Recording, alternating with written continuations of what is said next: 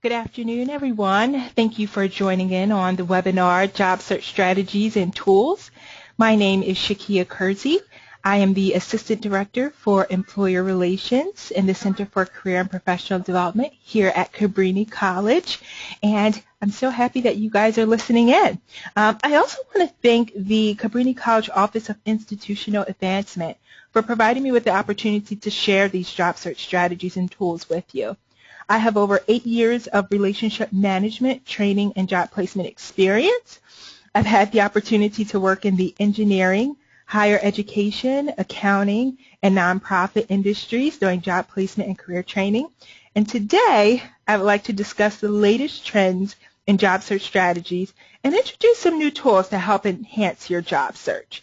But before we get started, I would like to go over a few webinar items. So there will be time for question and answers at the end of the webinar. So if you could please hold your questions until then, that would be great.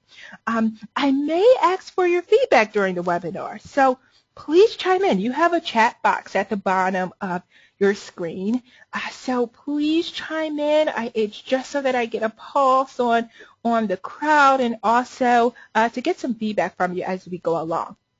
So let's get started. I want to first find out what class years we have here on the call. So if you don't mind just typing in the chat box what class year you are, that'd be great. This will allow me to kind of have an idea of the class years that I'm speaking with. I see someone typing in here. Okay, great.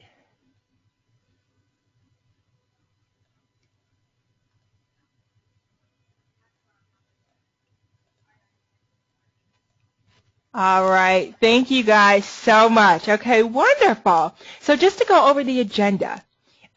First, I want to talk about why you should change your current job search strategy, okay? So why you should change it up. I want to give you a process, actually, to follow. Also, I'll provide you with some job search resources. I want to give you a glimpse of some job postings. Also, there are a number of career fairs that are coming up, so I would like to make sure you know about those. And like I said, I'll leave time for questions. So why should you change your current job search? So how many of you guys are exhausting yourselves searching for jobs online? I know that's something that it's so easy to just get addicted to sitting in front of the computer and looking on those job search engines and just making that your job search strategy. I would certainly like you to change that up. Think about it. There are hundreds of people who are applying to the same jobs that you are online. So what happens is you really become just another resume, and there's no way that I want you guys to just become another resume. So break your rules, okay? I really want you to break your current job search rules, okay? So whatever you've had in your mind about job searching, we're going to switch it up a little bit. I would like you all to think about what you want, okay? That's first things first. I know that all of us are still trying to figure out what we actually want to be when we grow up. But I don't want you to waste time applying to just anything.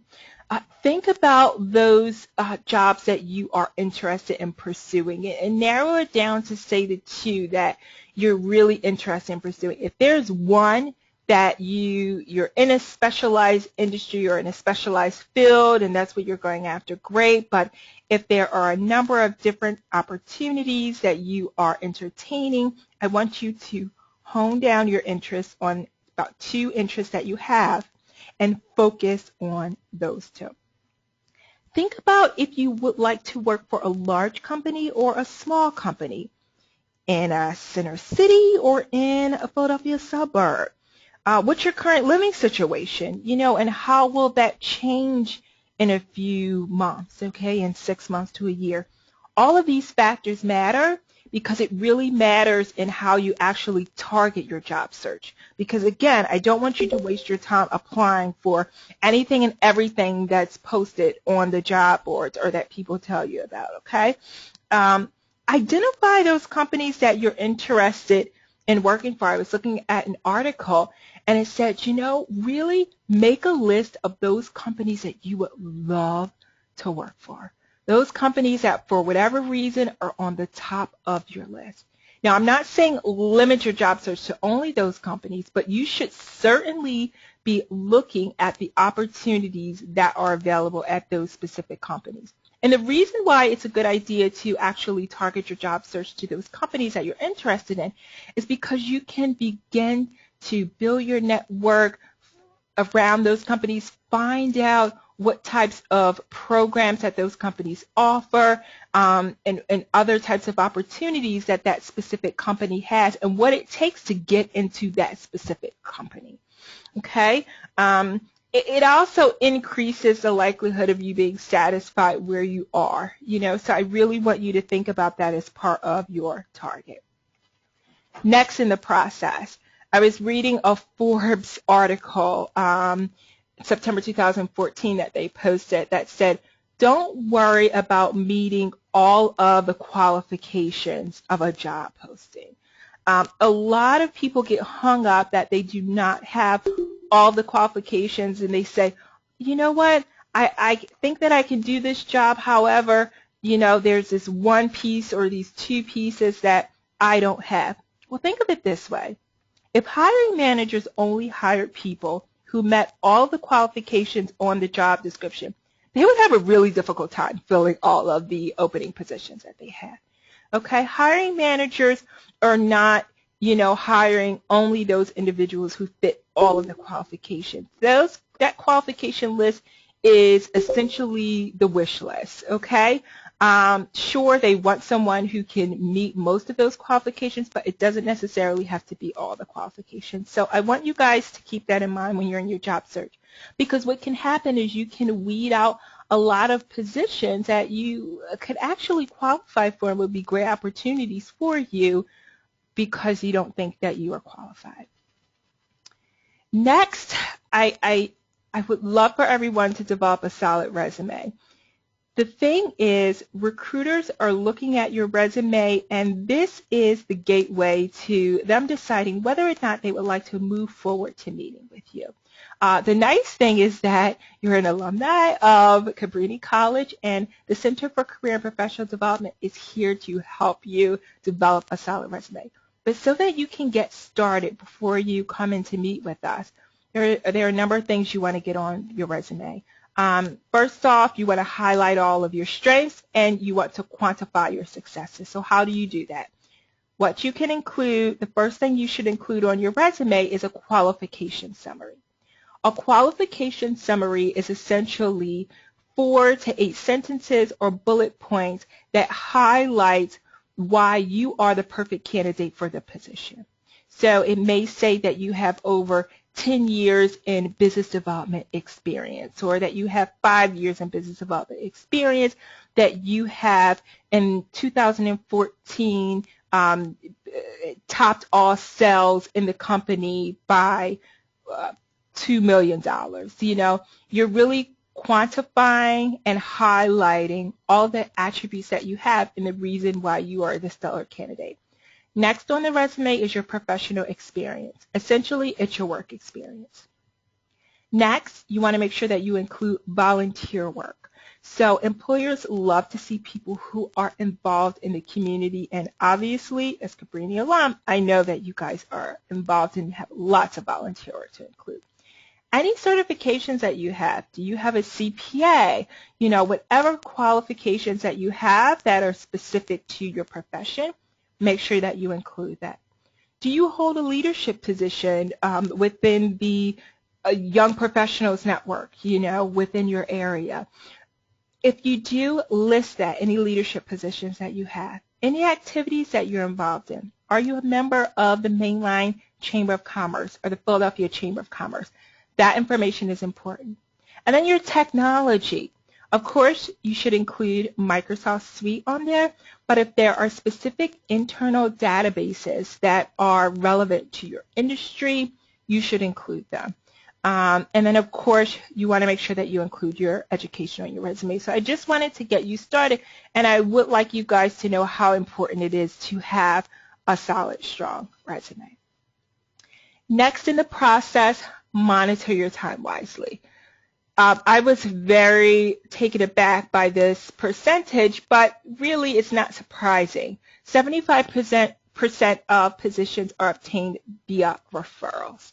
That's an article from the Huffington Post. So what does that mean? That means that what you should be doing is networking, networking, networking, right? Because that number, that 75%, just proves that responding to job postings online is not enough for you to land the job that you want. Okay, so let's talk about networking. I know that a lot of people get really nervous when we say the word networking.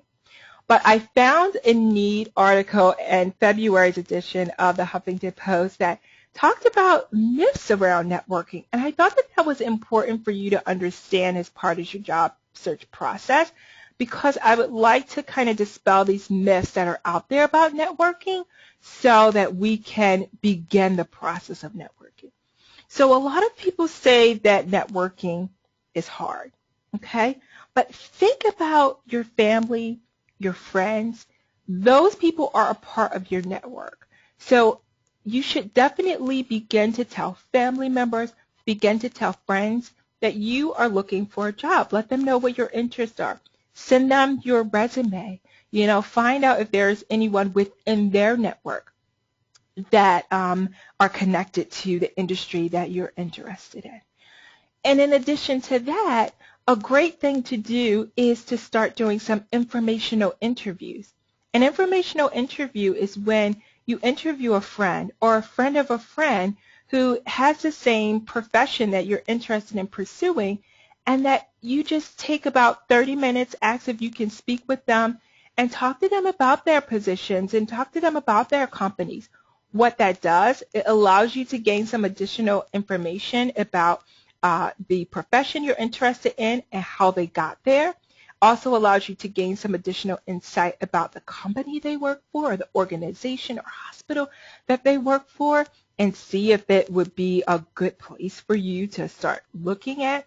Another thing it does is it puts you on their radar so that in the future, if any opportunities do come up, you've already developed that relationship and they already know that you are interested in a position, okay?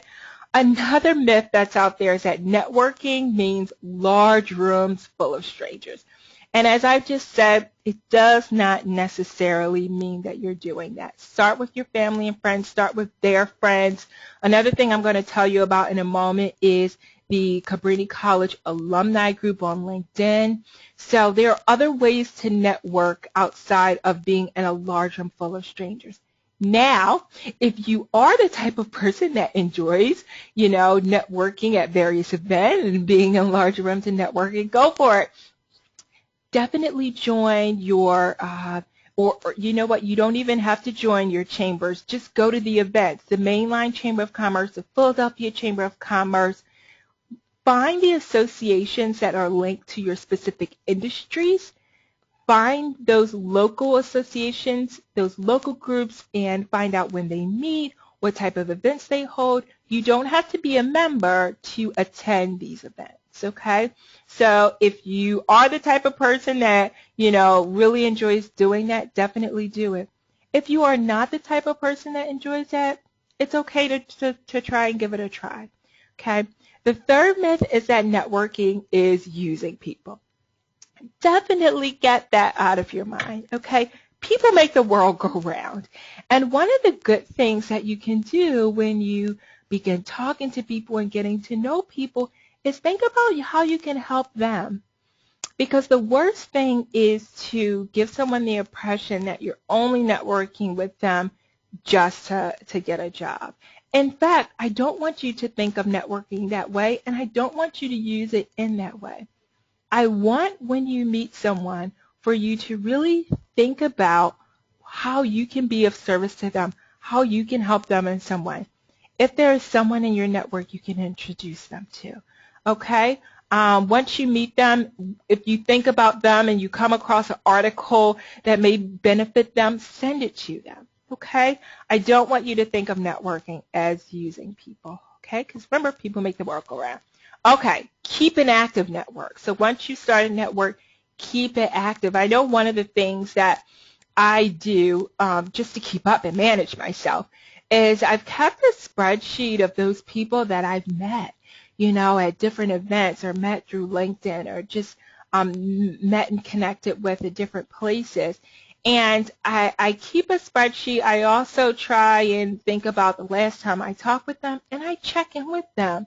Not to ask for a favor, but just to see how things are going for them, if there's any way that I can help them at all.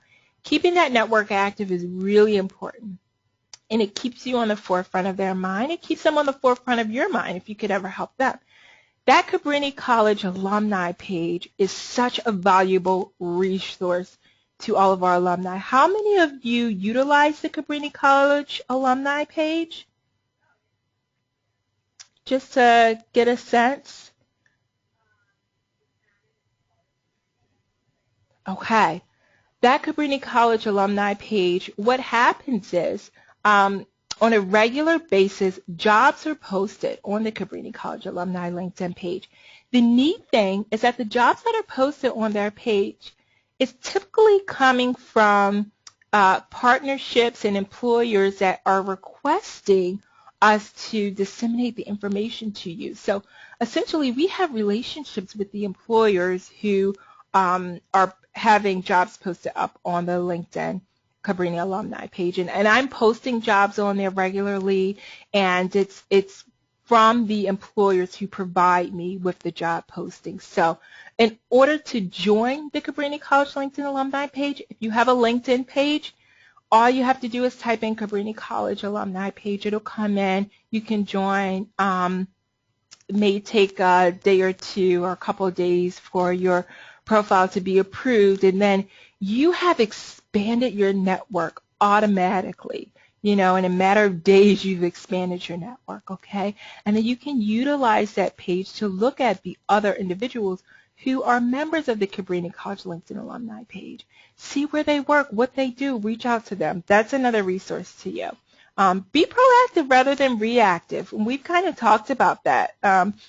Obviously, you guys are proactive. You're on this webinar. You're trying to get those inside tips, okay? Continue to be proactive.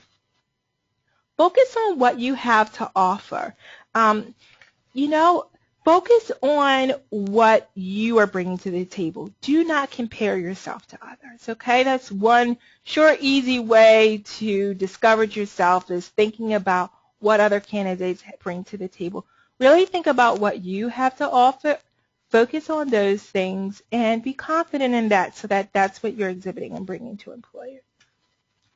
And last but not least, stay calm.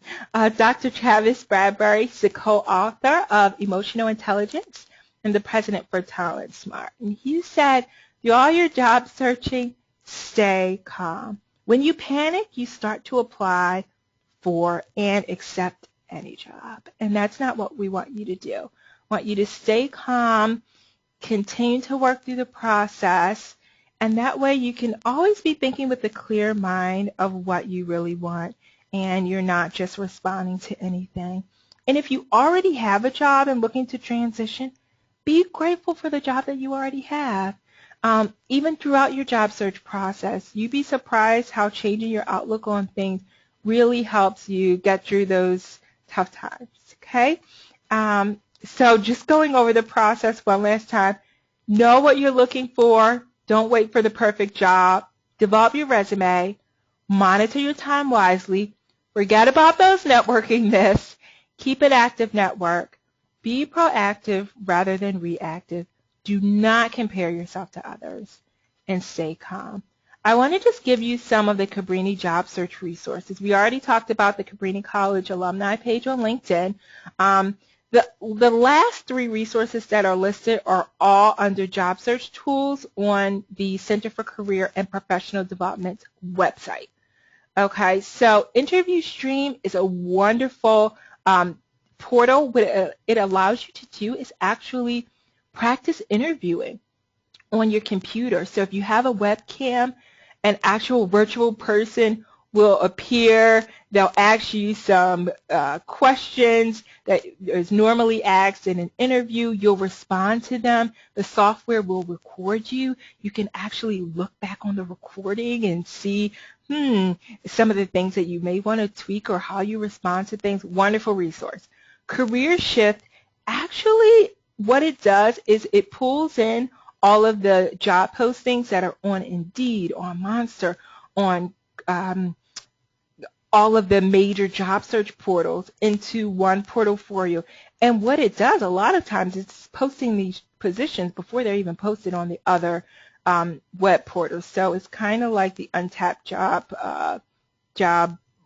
database. So that's another resource that we have for you. And last but not least is JobSource, which is a wonderful job search resource, because what that actually does is it allows you to search for the jobs that employers that Cabrini College is connected to are posting on there. So a lot of those employers who are posting on JobSource are specifically posting because they are interested in hiring Cabrini College students and alumni. Okay, and another resource that's within JobSource, it's called Nacelink Network, and that's another large network of employers who are posting jobs via this network. So JobSource, definitely go in and sign up for that. I like to give you guys just some job announcements. These are just a few I thought off at the top of my head that I wanted to list on here for you. English House is seeking a therapeutic education instructor. So there's the recruiter. If you're interested, send her your resume, send her your cover letter. If you have questions, contact me. I would actually say contact me anyway, just so that I can give Danielle a heads up that you apply. Amtrak is looking to fill senior finance positions. We have a great connection with them. If you're interested in those, go on to Amtrak's website and also email me. SCI, it's right here in Oaks, PA. They are actually coming on campus to interview graduating seniors and alumni. Okay, so if you're interested in that opportunity, contact me today simply because the deadline to apply is Friday, and I want to make sure you have the information to apply. And then I just listed out the career fairs that are coming up. There's a non-for-profit career fair and public service this Friday, 11 to 2 at Bryn Mawr College. It's free. A lot of these career fairs I'm listing that we're all in a partnership with, we pay a fee for our students and alumni to come to these fairs. Greater Philadelphia Teachers Fair, Wednesday, March 18th, 9 a.m. Greater Philadelphia Expo Center, $5 if you register with Cabrini, $10 if you register at the door. There's the website. I'm going through these pretty quickly because I want to make sure I have time to answer your questions.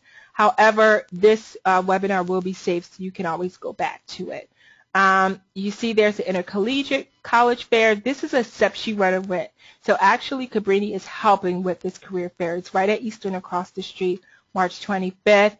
Philadelphia Nonprofit and Government Career Fair, Thursday, March 26th. Villanova, free. Okay, I wanted to leave some time for questions for you all. Fire away if there are any questions. I would love to make sure I get them answered for you.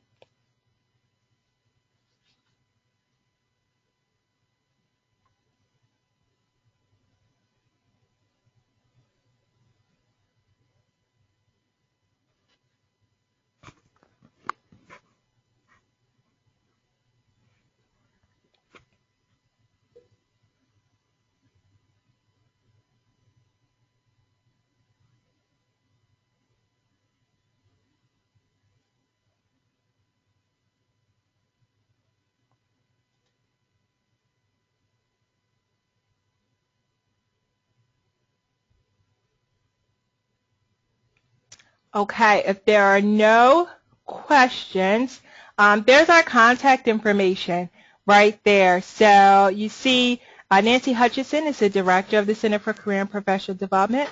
Melissa Burgess, Assistant Director. Oh, wait. Okay, I see a question. I'm going to back up. Okay. What is the most beneficial part of networking? Oh, that's a great question. The most beneficial part of networking is that you develop a relationship with them that can last a lifetime. you never know where that relationship will take you. It may take you to your next job. It may take you to a job, 5 years from now. You just never know where the relationship will take you. You never know how you're able to help that person as well. So you just never know how you connecting with that person can benefit that person. I've developed such long-lasting relationships, through networking, and it just, a lot of them, doesn't have anything to do with jobs. It really has to do with, I've had some people who have done panels for me or who have presented to classrooms for me and who have volunteered their time to share valuable information to the college community just because we've had a close relationship. So relationships are invaluable, and that's why I don't want you to look at it just as a means of connecting with someone for a job, because you just never know where that relationship will take you in life and how it will benefit the two of you connecting. So that's what I'd say. Okay, there is another question coming up. I will be looking for a job in a school district. Any way to make my resume stand out when it has to go through such a process, even to be looked at? Oh my word, absolutely. One of the things that I think that it's so important for you to do is quantify your success. So if as a result of you, working with in a specific classroom with a specific age group has resulted in you developing a more efficient process for the school in a specific area, which has resulted in, some outcomes for the school or for the classroom. That's what you want to highlight. So you want to be able to quantify your success and how it has specifically helped the school that you've worked for. Any school that you work for or school district or company, the bottom line is that the recruiter, the person who's looking at your resume, the principal, they want to see that what you have done for your previous employer and how you were able to do it. Because they want to say, okay, great, that means she's able to do or he's able to do the same thing at my school. Find out what's going on with that current school or that current school district and think about how what you have done in the past can help whatever that school or school district is currently going through, or that they could use help in that area. Think about the things that you have done and how it can contribute to what the school currently needs help with in a specific area. Quantify that and put it on your resume. So I hope that was helpful.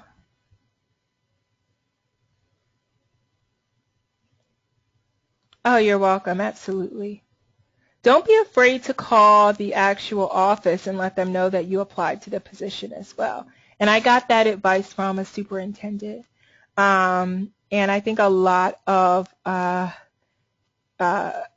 education professionals were a little shocked, like, oh, really? And it's, definitely don't be afraid to call the office and say, hi, the secretary is your best friend. Give them a call and say, hey, I recently applied to this position. Are you guys still looking for it? Is there anything additional that I can do to get, in front of someone?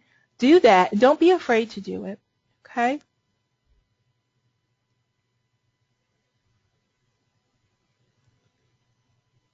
Any other questions?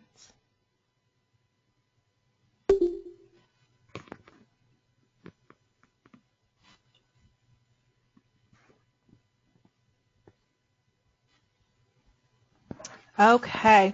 Well, there is the contact information. Wanted to make sure that it was up there for you guys.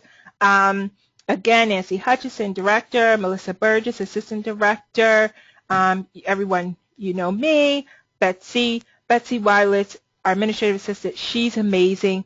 Contact us. We're here to help you. So thank you so much again for listening in to Job Search Strategies and Tools. I hope you guys got a lot out of today's webinar, and I hope to see you in the future at the Center for Career and Professional Development at Cabrini College. Thank you.